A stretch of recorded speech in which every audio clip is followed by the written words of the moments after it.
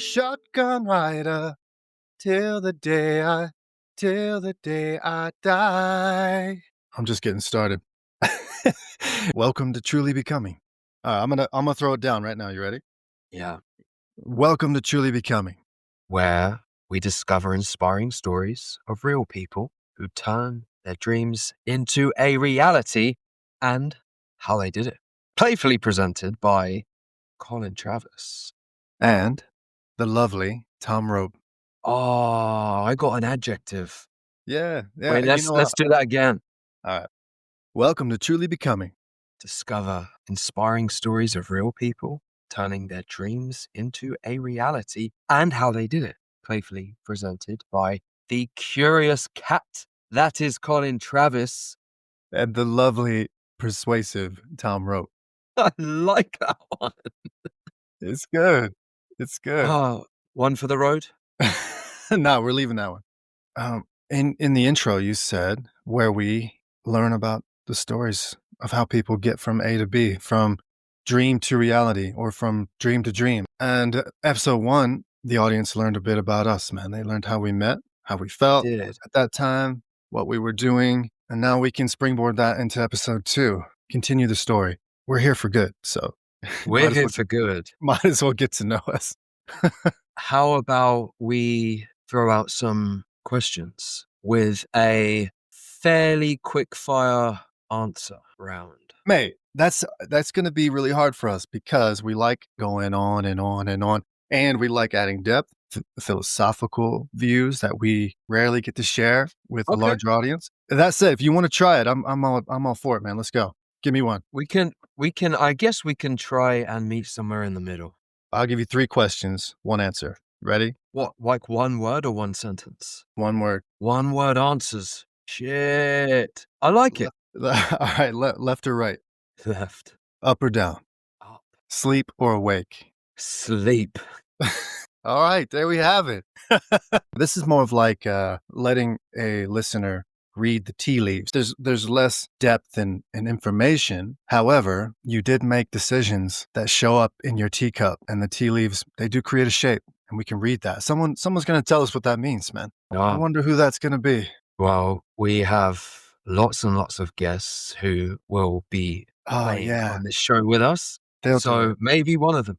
All right, well, left or right? Right. Up or down? Up. Sleep or awake? Sleep. Wow, we're quite similar. The sleep or awake one is the hardest because being awake, you get to do this. But when you're asleep, I guess you get to do this too. It's harder to remember sometimes. You got to catch it straight away. That's what I do. That's how I start my day. Well, this is how I got to know you and your dream. Oh, I got to know you, mate, because I love you. You've been in a few of them. Yeah, you've been in a few of mine.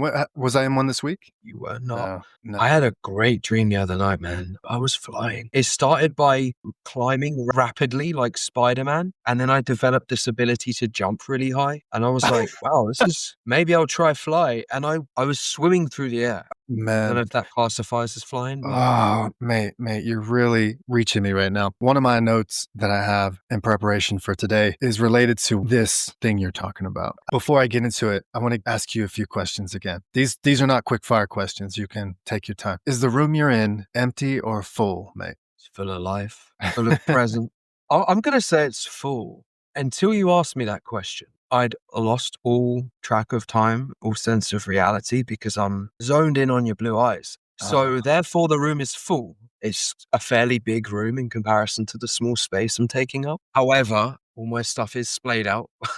And I feel quite big in this room right now. Okay. I do this exercise with my kids and myself because I believe strongly that it offers a better understanding of the world around us. And you took a very philosophical, emotional stance on your response, which I think is wonderfully you and beautiful. Now, let me shift the question just a little bit. If you were a fish and you were in a fish tank or the ocean or whatever body of water, is the area around you full or empty?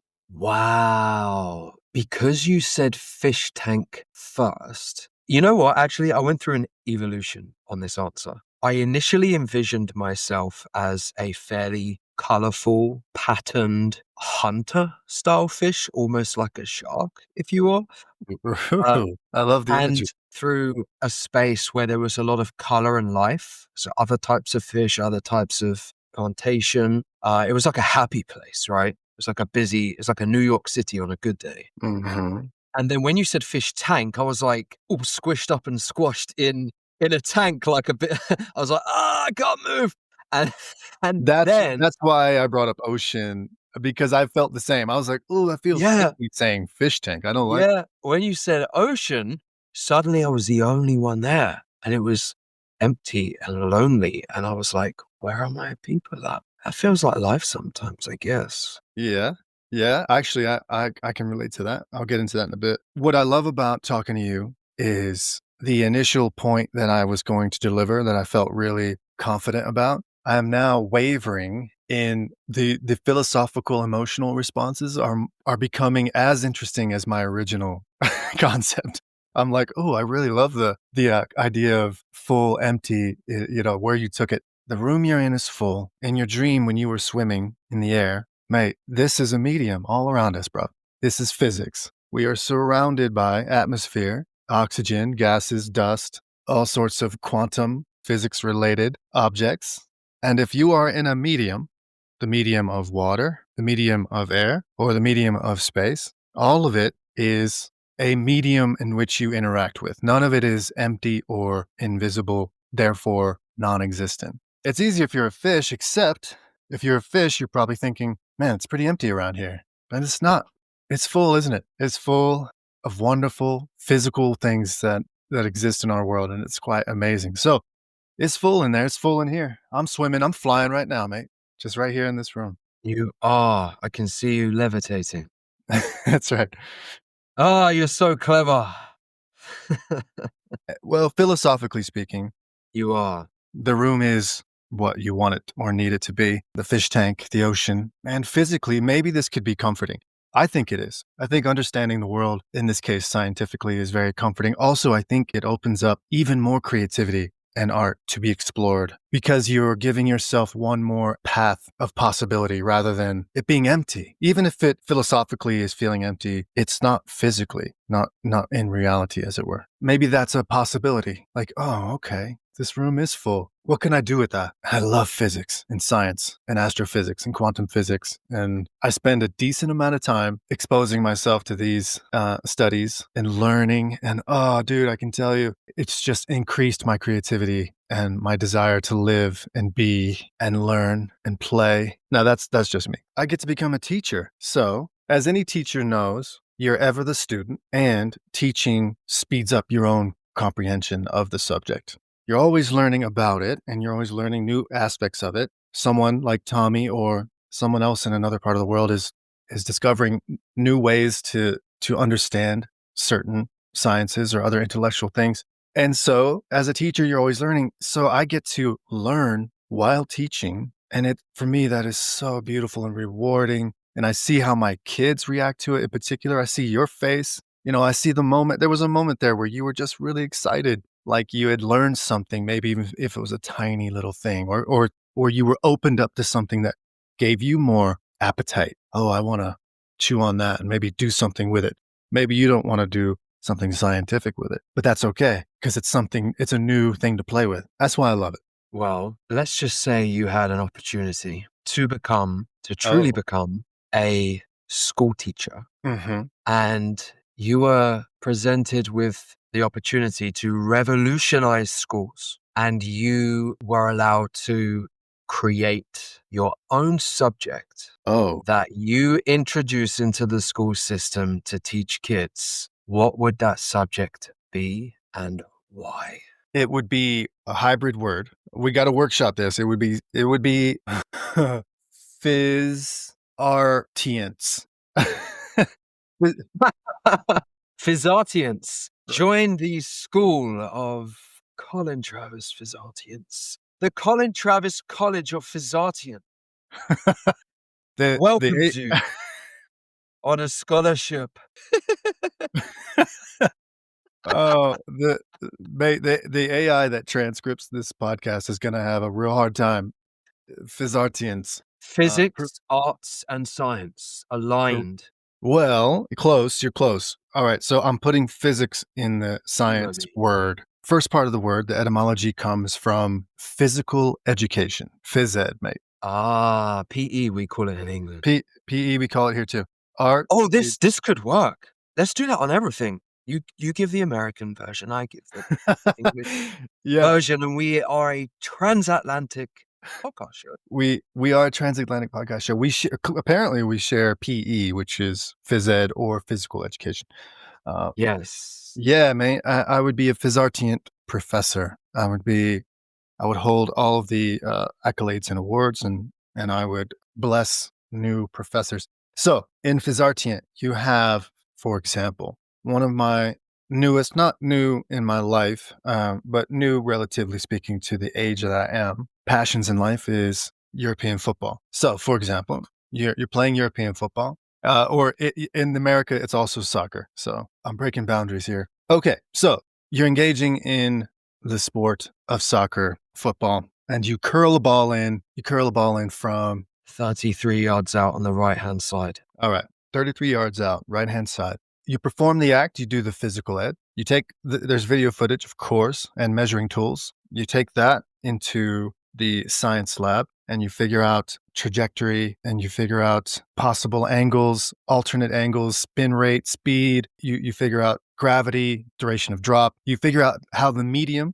that the ball is traveling through, how that impacts its trajectory and speed, all of it, all the science. And then, mate, you move to the art module and you see where that moves you. Where do those things move you in terms of expression? How would you like to shift phys ed and science into some artistic expression?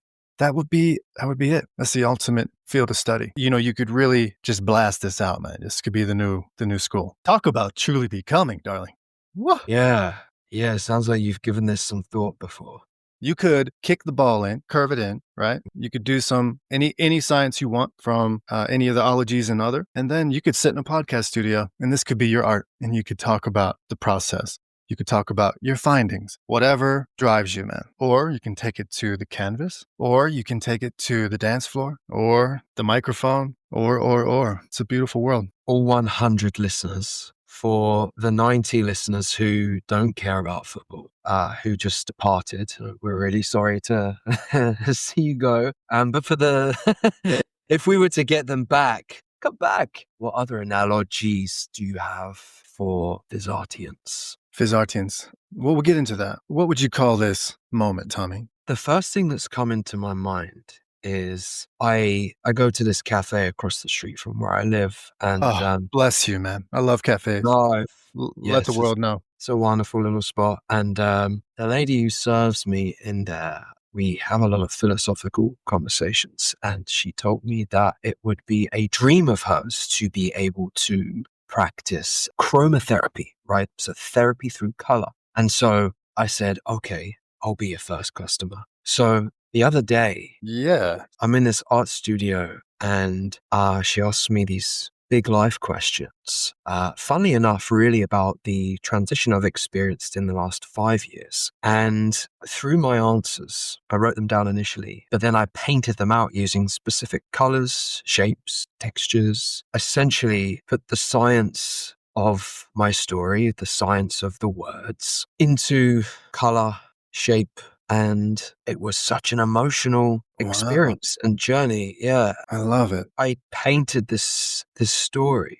As my dad always used to say, a picture paints 1,000 words, but a 1,000 words will paint a picture. Ooh, what a comeback, man, of a traditional saying. Mm. I love that. Way to shift it, Colin wrote. Now that we've created Physartians, we can describe where these kind of ideas come from. They come from Colinspiration. once upon a time, Tom Rope came up with a concept called Colinspiration. I'll let him describe it to you briefly or at length. It's up to you. Colinspiration came about when I realized that two of my wonderful life teachers were both called Colin. Oh, Yeah, one of them's you.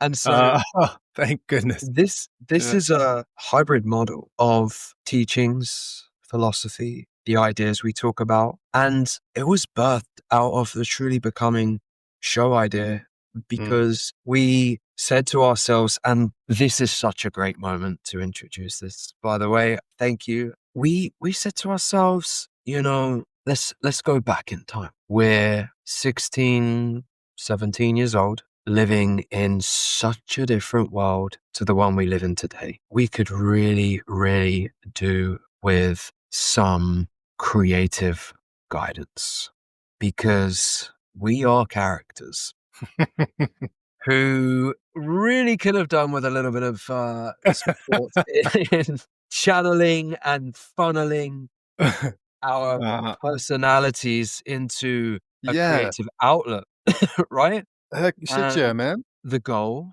would be to form, and let's put it out there, let's trademark this right now, to form a charitable or foundational type establishment organization that helps that 16, 17-year-old Collins and Toms of the world and many, many others who could really do with a little bit of shaping in terms of the path, have their path shaped a little bit of support, a little bit of guidance, a little bit of Some nurture. guidance. Yeah. Mm, Nurture, I think that's a really apt, yeah, beautiful way to describe that. Tell me you time traveled to describe this, I, because that's where our concept came from, as you said. yeah, As I live day in, day out, quote to quote, Outcast, age is just a number. And really, this journey can be picked up at any point in time in one's life, for sure. Though, dude, to it get back, can. you're right. We were focusing on very inexperienced.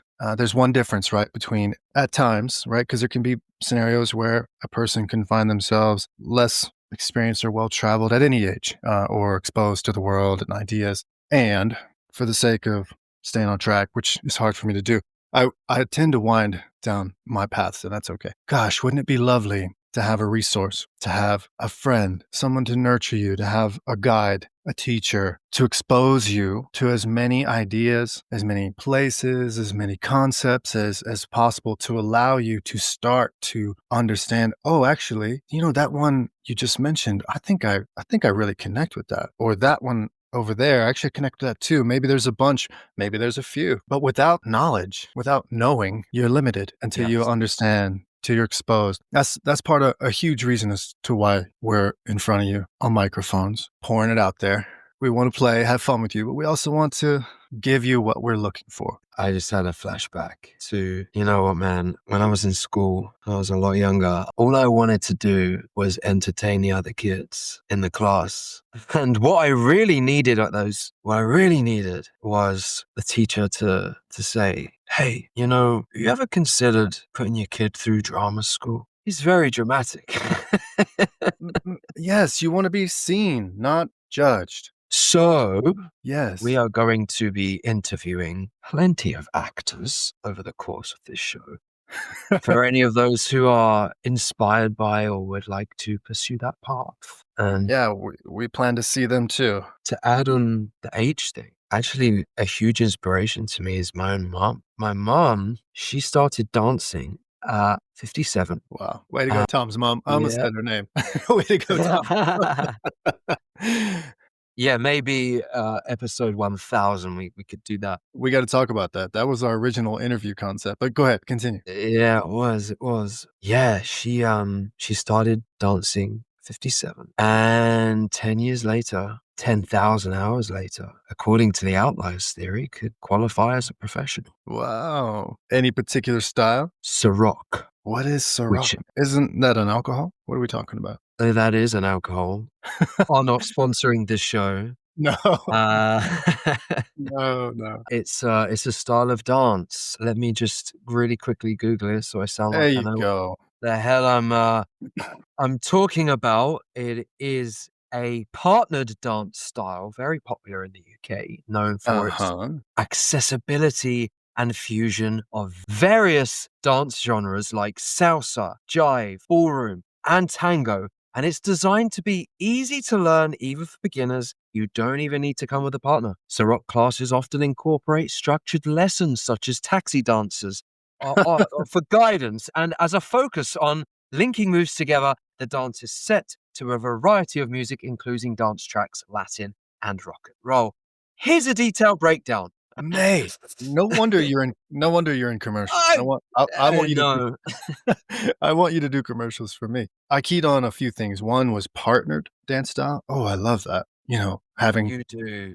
I think I can't. someone to play with, to, share energy with, do it on the dance floor, and, I like how you pronounce the word salsa. Salsa. Is this a another Wait, did I say distinction? salsa or salsa? You said Salsa. salsa, mate. Salsa, Did yeah. I? Yeah, yeah. It's interesting. Salsa. It's Salsa. all about your accent. Don't think too hard on it. It's gonna be a word you're gonna say it enough times, and you're gonna think it's not a word anymore. Well, that's really cool. Thanks for reading that out. I've learned something. Listeners have learned something, and maybe someone out there is already a Ciroc dancer or will join up.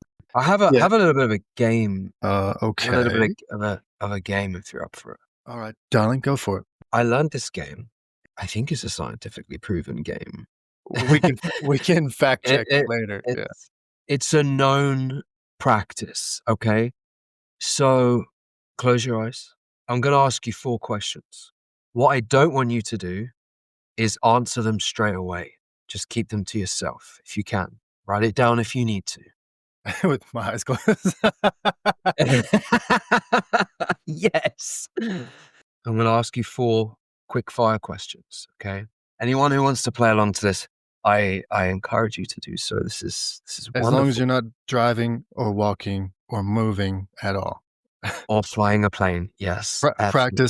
Practice extra safety, people, when Extra doing this, safety. playing this game. Uh, I listen to podcasts when I'm in the gym for the most part. So if you are currently competing for your current personal best on the bench press, I also urge you not to write this down. Keep your eyes closed. um, Alright, go for it, mate. question number 1, I want you to envision the ocean. How does it make you feel? Just nod when you're done and I'll move on. Okay. Question number 2, I want you to now envision an all white room and think about that feeling it makes you have. Question number 3, what's your favorite animal? Question number 4, final question, what's your second favorite animal? Okay, Okay, come back, open your uh, eyes. I'm back. All right, now you can give me your answers, okay? Oh, mate, I'm so thankful you gave me 2 animal options. That was the hardest question. It Those was so those hard, questions. Yeah. and it's so interesting as to why, and I can't wait to come to that. So, question number 1 was, envision the ocean, how do you feel? Oh, I feel serene and comfortable, introspective, relaxed. I feel adventurous.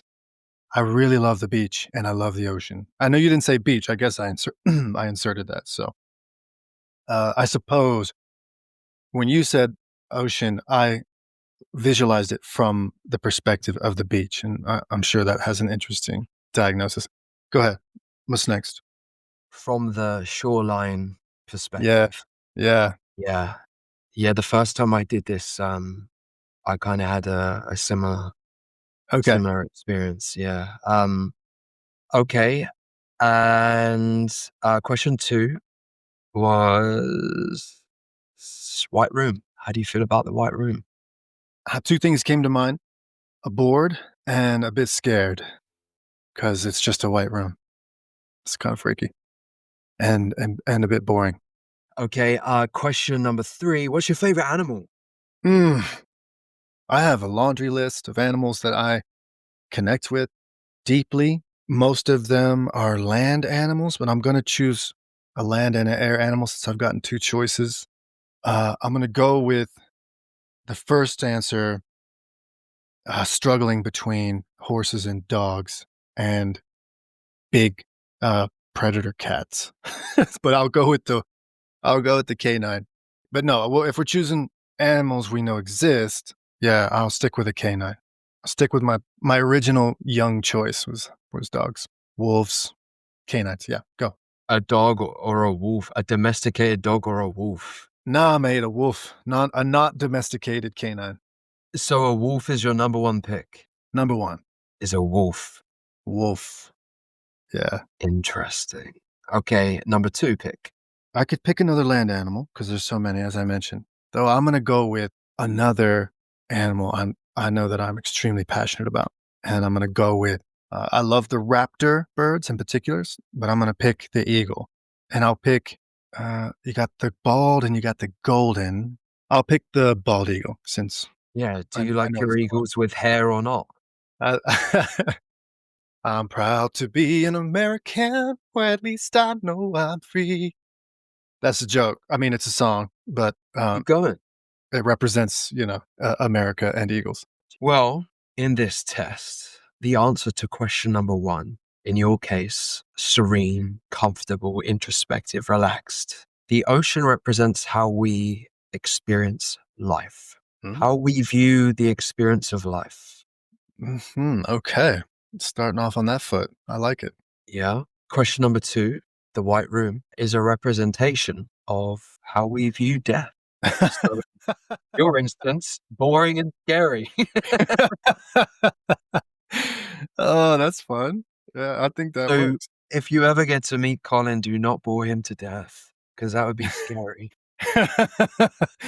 Yeah, I'll disappear fast. Our favorite animal is how we view ourselves. Okay. So, You're a wolf. strong I say sex drive. Hairy knees. Okay, go. No, go. Do your assessment, please. our second favorite animal is supposedly what we look for in a partner, Oh, wow. Oh, goodness.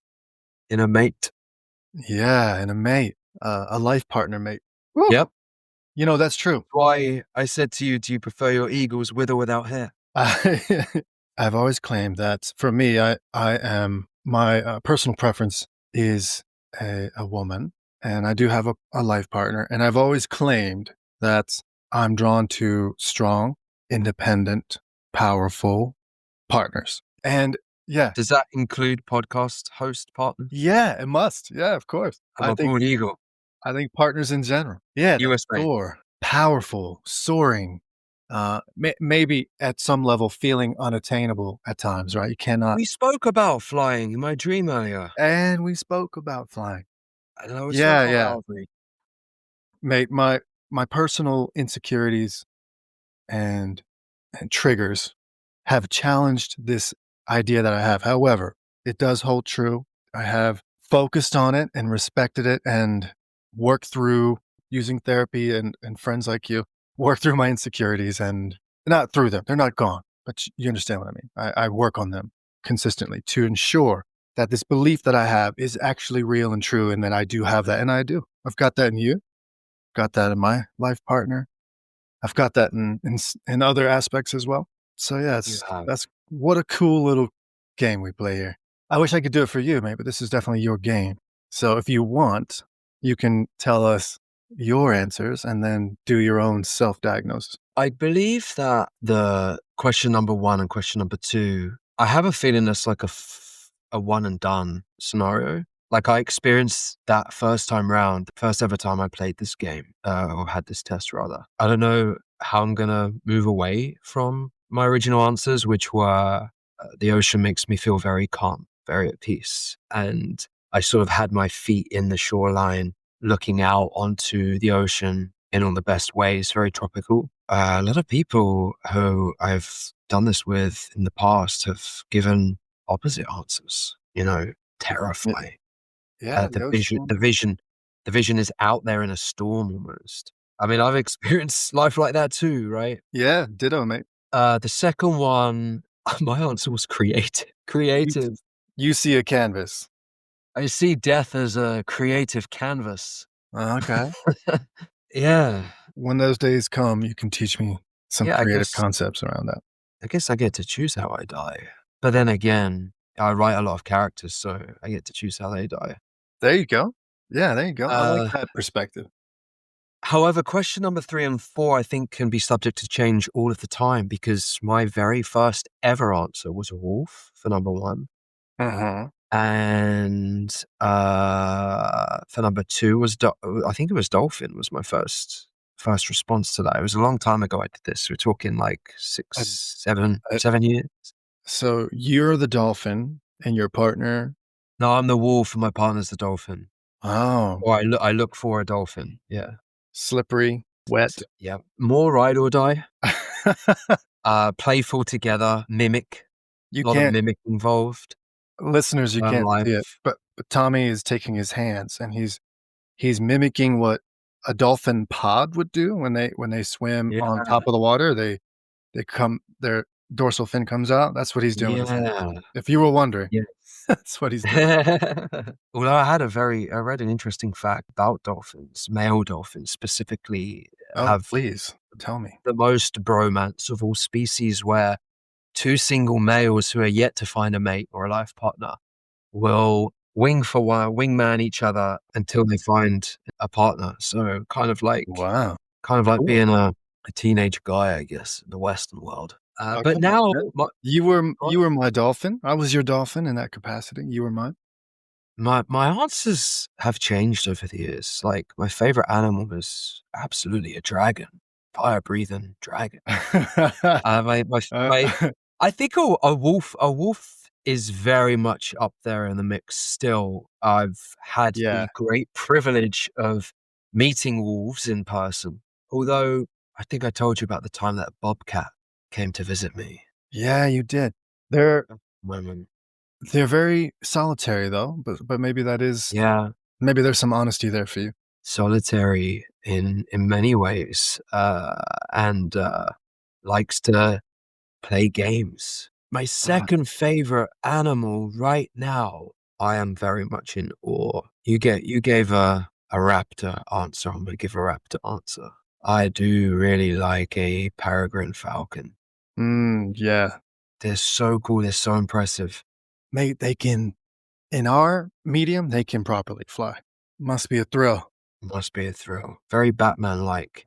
Well, that would be a bat. I get your meaning. Yeah. Wow. Colin, Tell me. who are you?